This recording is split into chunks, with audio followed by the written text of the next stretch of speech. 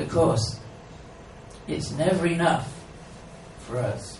So we started to look at other cultures. We worked with the Aka tribes in the Burmese jungle. We worked with Tibetans, Cheyenne Apaches, all kinds of different people. And we found that all the cultures had some version of this ritual. They all knew, and they all used the orgasm as a means to bypassing the filters of society. So we thought basically all we're doing here is demystifying and stripping away all the bullshit and all the fancy robes and all the names of millions of gods that no one can remember anyway except a few academics, which good luck to them, but no, I can't even remember my own songs, so that's no use. It's true. And there we were. We now had a network where on some 23rd of the month, thousands of people were masturbating at the same time. No one's ever really done that before that we've found or heard of. And that in itself was kind of exciting. But then we said, let's start doing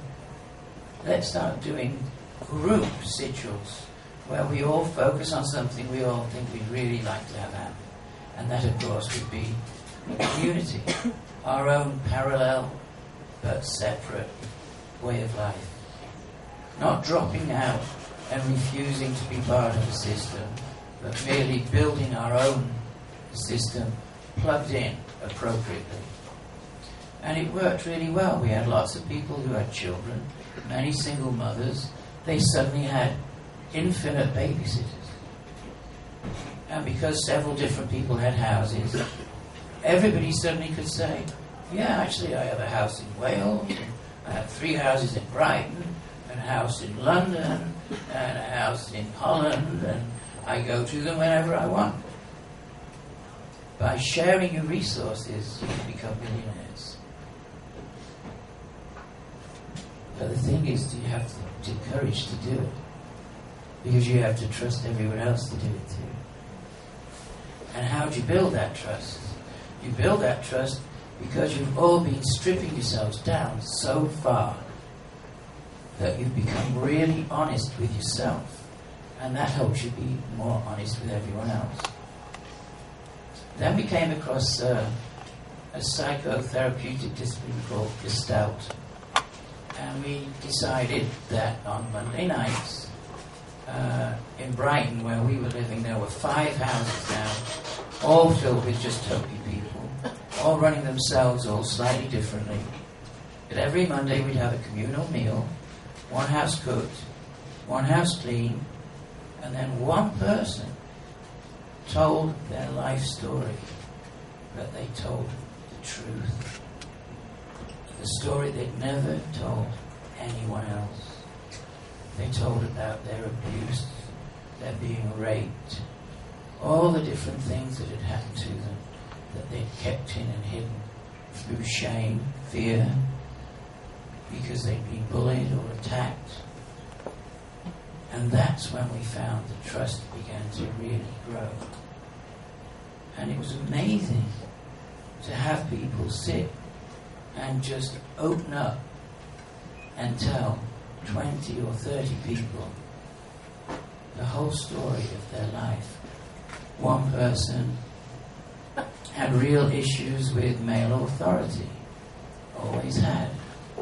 And one day he was telling his life story, and he said, when I was about 11, I was on the school soccer team, and my father never used to come and watch me play. And I was really, really hurt by that, but I didn't like to say anything because he would hit me. Then one day, I finally got the courage to say, will you come and watch me play soccer today? I'm on the first team, and it would mean so much to me if you'd come and watch. So his father, much to his surprise, said, yeah, I'll come and watch. And his father came, and the first half of the soccer match was fine, and the boy scored a goal, and his father got all excited, jumped up and down, had a heart attack and died. And that's when all of this confusion began. The guilt. The terrible, terrible guilt. Should I have made him come? Why did it matter so much to me? Would it have happened anyway? Would I feel different if it hadn't happened, if it hadn't happened there? There were so many stories like that. And suddenly, this person that you always thought was kind of awkward and difficult, you just had all this compassion and love. And whenever you saw him feeling angry or closed off, you remembered that story. And you just wanted to give him a hug. And it changed him because he was surrounded by safety. Everybody knew his secret. And nobody judged him. And that was one of the most wonderful parts that came out of the Temple of Psychic. And at the end, in 1991, when we decided to close it down and go underground through basically government harassment, the British government eventually raided my house and took away 2 tons of archives, every film, photograph, everything that we owned overnight. They couldn't even charge me with a parking ticket. But out of those 10,000 people in Topi, not one person would give them a statement about me, about anything. Not one person said anything. That's incredible. And isn't that a wonderful thing to get from life? To know that you've got people like that around you. Everybody's so quiet. That was what we were the most proud of, the fact they said nothing. The police were raiding everyone's houses, threatening. The daily papers were doing big, full, huge, big headlines. Evil gutter guru corrupts young people.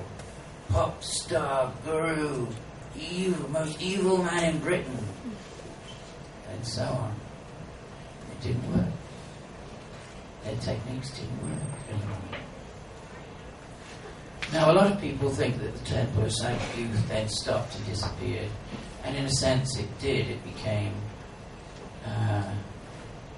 what's that word? Ethereal. That's a nice word. Yeah. Almost like ectoplasm. But we've all stayed in touch, the really active people. And pretty much everybody who was, the more active they were, the more they still are. There's many people with book companies, record labels, video companies, all kinds of different, always creative activities. And you may or may not be glad to know that in conjunction with the Psychic Bible, the condensed version of the story of what we did, we are also reappearing as the one true Topi tribe, which is what's on my life, of course. And it will be just a patch. You get the patch, you sew it on a vest, and after that, how you decide to decorate it, use it, or play with it, that's it. So we're going to have another game with the society outside now. Because it's going to be so much fun if they suddenly see 200 or 300 people with these patches on their back at some event or another. Believe me, they'll get paranoid. We've seen it before. But you'll also know, if you're in somewhere like Delaware, that the odds are someone wearing one of these patches is probably going to be nice enough to you to say, do you want to spend a night at our place today? Or do you need some food? Or where are you going? We'll give you a lift. So you will start to realize there's always a chosen tribe, a chosen family. Haven't read much from here yet, have we? But hopefully this is useful. Let me see if we can find something at random. Yeah.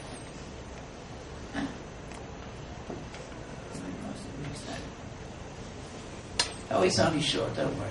Good. Don't like long things. There you go. It says here, define human being. Good idea.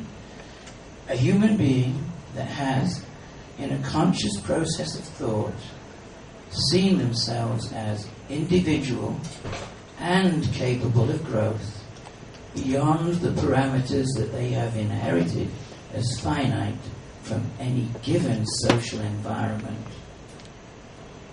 That is a human being. Only we say humane with an E on the end. And the E stands for enlightenment, energy, ecstasy, equilibrium, evolution, anything with an E. There's one.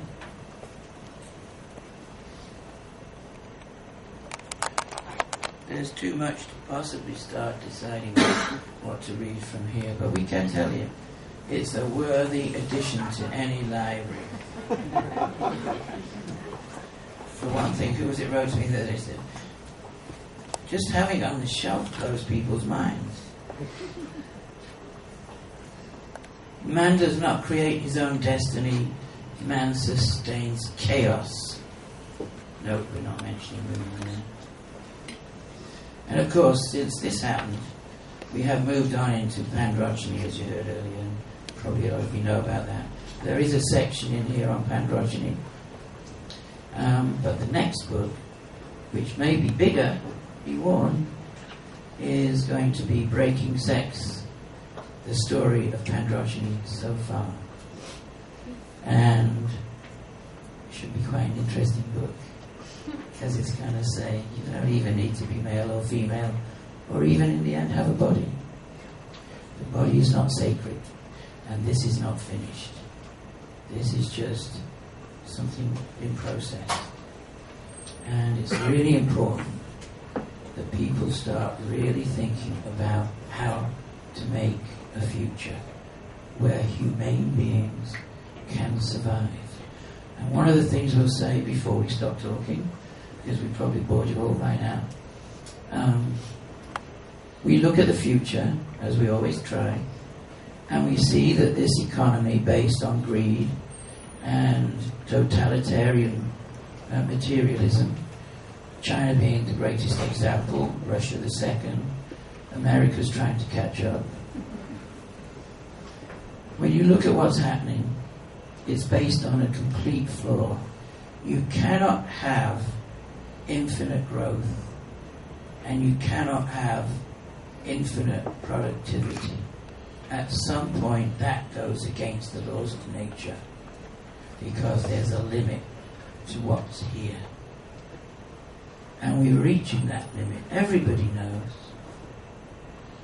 So how are we, people who want to be able to be creative and survive and think and be proud and passionate of their part in life, how do we survive? We have to start looking at collectives again, different ways of sharing resources, and start building examples and experiments. They won't all work. Maybe none of them will work, but we have to try and find units of whatever size and density that help all of us have the best chance of a creative, passionate, loving, generous, caring future with people we want to be with. That's what the One True Topi Tribe is. All of you making little collectives and saying, how can we do it? Do we really need one car each? Let's sell 4. Then we can hire a studio and make all that art we want to make instead. And maybe then people will come and say, we like that art, do you want to sell some? Or I have a place with a barn, why don't you come in the country and work there? And you'll be surprised. Once it starts going, it's like a snowball. And it gets bigger and simpler all the time. All you have to do is completely and utterly surrender to the truth of what you're really thinking here. Because what we say and what we think are very, very rarely exactly the same. That's why we always bicker with each other. Often you'll go, that's not what I really meant. Straight afterwards. So we have to learn to say what we really mean. That's another thing that rituals help you to do. Now, we had a request from someone. They said, you're always looking like you're so lazy, Jack. Could you please read a new poem just to prove that you actually still write? It's a true request. So, we will read one we wrote last night. If it's relevant, who knows? But we'll read it anyway, just because it's kind of funny. No, we said that it won't be real. Maybe just have some water before we begin.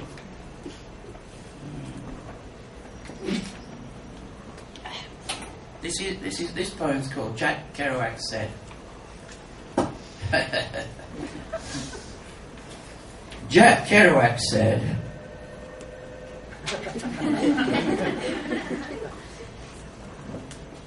that was it, okay.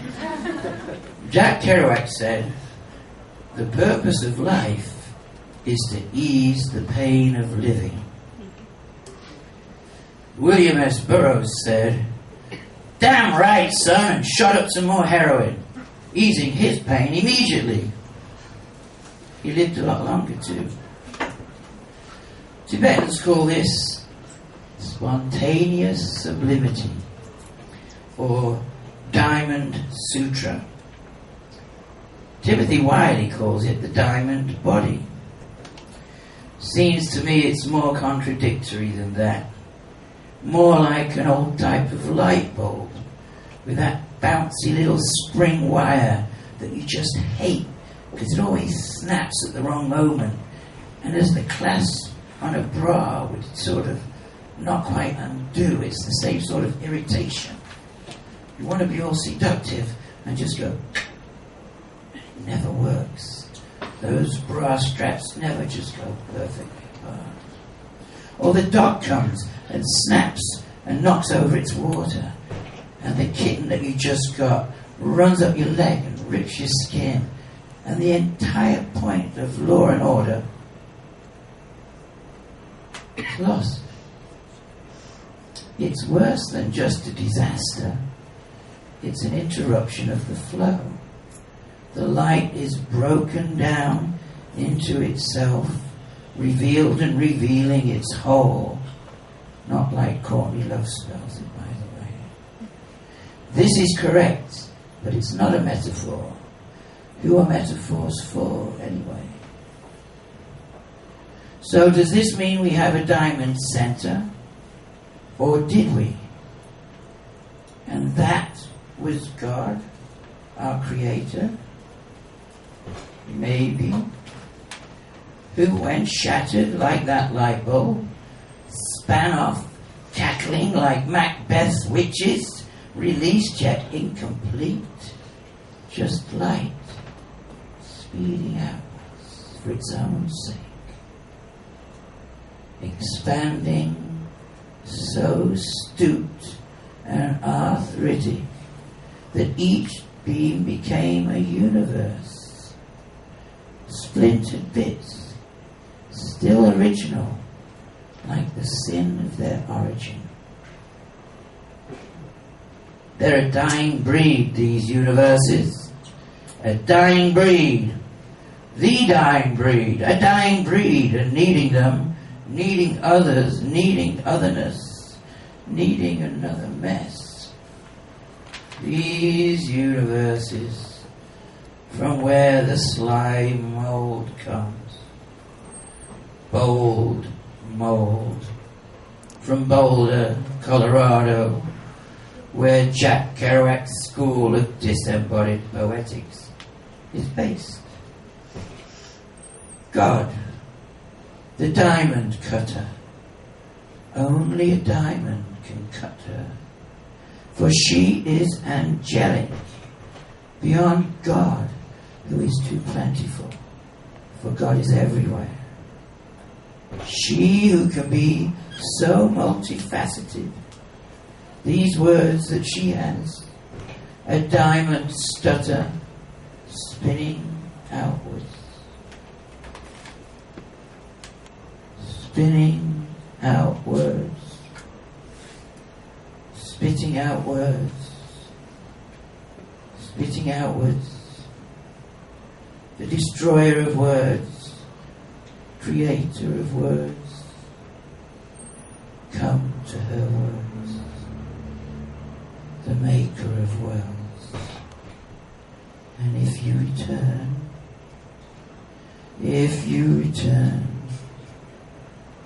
turn again